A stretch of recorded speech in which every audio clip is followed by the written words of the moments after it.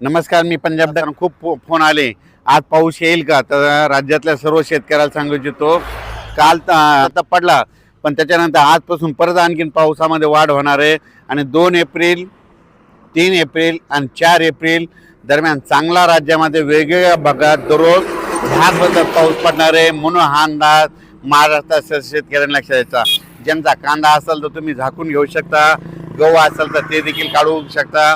ज्यांच्याकडे पाऊस नसला तर तुम्ही आता आणखीन 2 दिवसात काढू शकता, कारण की दररोज वेगवेगळ्या भागात भाग बदलत. काही ठिकाणी गारपीट होणार आहे, काही ठिकाणी पाऊस पडणार आहे, काही ठिकाणी नुसतं वारं सुटणार आहे. म्हणून 4 दिवस आणखीन राज्यात वातावरण खराब होणार आहे. मग आता हे 2, 3, 4 एप्रिलच्या दरम्यान महाराष्ट्रामध्ये काय काय भागामध्ये अशी गारपीट बघायला मिळेल. काही ठिकाणी लिंबासारखी गारपीट भेटेल, काही ठिकाणी बोरा एवढ्याला भेटेल, काही ठिकाणी चिंचोक्यासारखी गारपीट पाहायला भेटेल. म्हणून हा अंदाज लक्षात यायचा. म्हणजे सांगायचं झालं देखील तर परभणी जिल्ह्यात देखील गारपीट होणार आहे, काही भागातच होणार आहे, सगळीकडे होणार नाही. नांदेड जिल्ह्यात आहे, लातूर जिल्ह्यात आहे, बीड जिल्ह्यात आहे, अहिल्यानगरकडे आहे, संभाजीनगरकडे आहे, जळगावकडे आहे, जळगावकडे आहे, नंदुरबारकडे आहे, धुळे जिल्हा आहे, नाशिक जिल्हा आहे, त्याच्यानंतर कोकणपट्टीकडे आहे, साताऱ्याकडे देखील आहे, कोल्हापूरकडे देखील आहे, इकडं 2 पुणे त्या परिसरात देखील आहे, इकडं धाराशिव जिल्ह्यात देखील होईल. त्याच्यानंतर बुलढाणा जिल्ह्यात त्या सिंदखेड राज्याच्या पट्ट्यात देखील काही भागात होईल, अकोला जिल्ह्यात होईल, वाशिमकडे होईल, त्याच्यानंतर अमरावती जिल्ह्यात होईल, अमरावतीकडे होईल, यवतमाळ जिल्ह्यात होईल, नांदेड जिल्ह्यात देखील होईल, हिंगोलीकडं, वाशिमकडं. म्हणजे प्रत्येक जिल्ह्यामध्ये 5-6 ठिकाणी तरी त्या 4 दिवसात मात्र गारपीट होणार आहे. आतापर्यंत काय काय भागात कधी पाहिली नसेल अशी एवढ्याली मोठ्याली गारपीट होणार आहे. म्हणून हा अंदाज देखील सर्व शेतकऱ्यांना लक्षात द्यायचा. शेतकऱ्याने आपण आपल्या या पावसामध्ये विजेचं प्रमाण असल्यामुळं स्वतःची काळजी घ्या.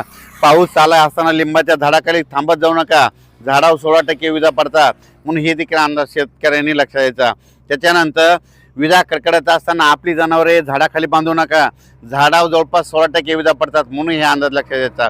शेतकऱ्यांना देखील झाडाखाली थांबू नये, झाडावर जास्त विजा पडतात. म्हणून ही अंदाज देखील सर्व शेतकऱ्यांनी लक्षात घ्यायचा. तसेच लातूर जिल्हा, नांदेड जिल्हा, त्याच्यानंतर चंद्रपूर, वर्धा, नागपूर, भंडारा, गोंदिया, यवतमाळ या जिल्ह्यातल्या शेतकऱ्याला सांगू इच्छितो की तुमच्याकडे देखील 4 तारखेपर्यंत 5 तारखेपर्यंत नागपूर पट्ट्यामध्ये पावसाचं वातावरण राहणार आहे. म्हणून हा अंदाज लक्षात घ्यायचा आणि आपण आपल्या पिकाची काळजी घ्यायची. डाळिंब शेतकरी त्यांना सांगू इच्छितो की 5 एप्रिलपर्यंतच वातावरण थोडं खराब आहे. 5 एप्रिलपासून राज्यामध्ये लगेच हवामान कोरडं होणार आहे, उन्हाची तीव्रता वाढत जाणार आहे. म्हणून डाळिंब शेतकऱ्यांनी हा अंदाज लक्षात घ्यायचा. तसेच 5 एप्रिलपासून वीट उत्पादकांना सांगू इच्छितो की तुम्ही तुमचं वीट बदलीचं परत सुरू करू शकता, कारण की 5 एप्रिल नंतर परत हवामान कोरडं होणार आहे. म्हणून हा अंदाज देखील सर्व शेतकऱ्यांनी लक्षात घ्यायचा. अचानक वातावरणात बदल झाला तर पुन्हा उद्या एक लगेच मी शेतीला जाईल. धन्यवाद.